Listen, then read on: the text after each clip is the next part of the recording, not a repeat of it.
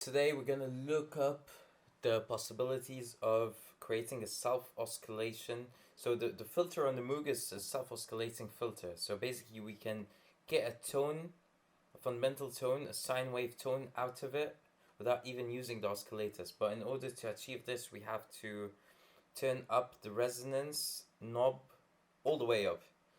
And we can start with that for now. Turn the oscillators down so we can hear that, and then we can check it out now. So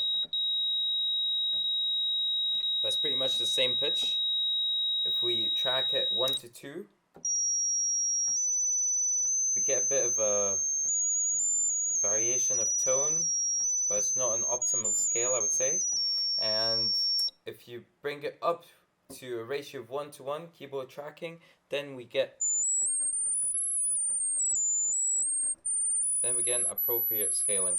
So that's a self-oscillating function that all the way up resonance knob could give you with a bit of less of a cutoff, but at the same time it takes away a lot of the low end, of course. So I'm not sure how you would use this tone on its own. Yet again, it's amazing if you start to layer it. So bringing in an oscillator 1 or an oscillator 2 in the image could bring in some interesting results. Let's bring in oscillator 2 for that matter. Let's bring the resonance slightly up. Adjust the cutoff. So now we can hear the layered resonance, sine wave tone, of course with the oscillator as I bring it slowly in. And we can adjust accordingly.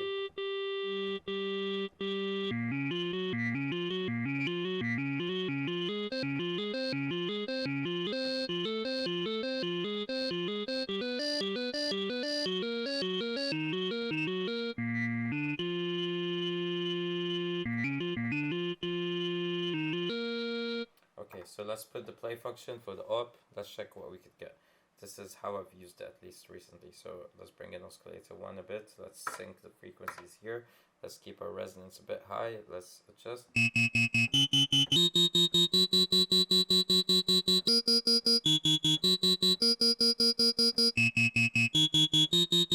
adjust the gain. Let's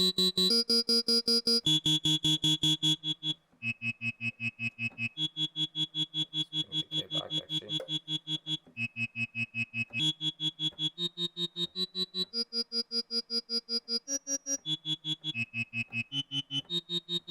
So bringing in.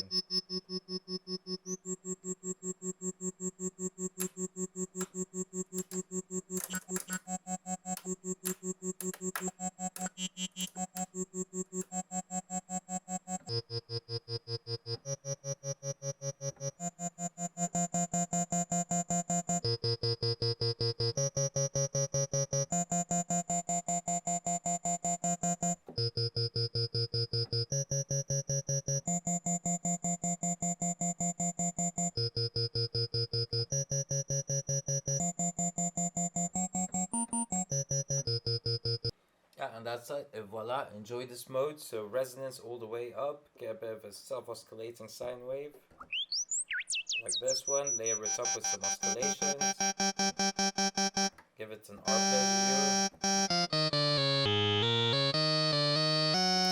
and experiment as you go, of course, like test out the types of waveform you would like, adjust accordingly your resonance filter against your main cutoff filter with the couple of oscillators, of course, and your noise knob, and then adjust accordingly, of course. And with the envelope you could do a lot as well. I'm not going to get into it this cap, but it's a pretty interesting function that not a lot of people know of, which is the capability of the Moog filter on the Grandmother. I'm not sure about other models, to yield a sine wave self-oscillation basically that could come nicely if you layer it on that premise, on these grounds, with other oscillators, the two other oscillators. We've got three oscillators actually.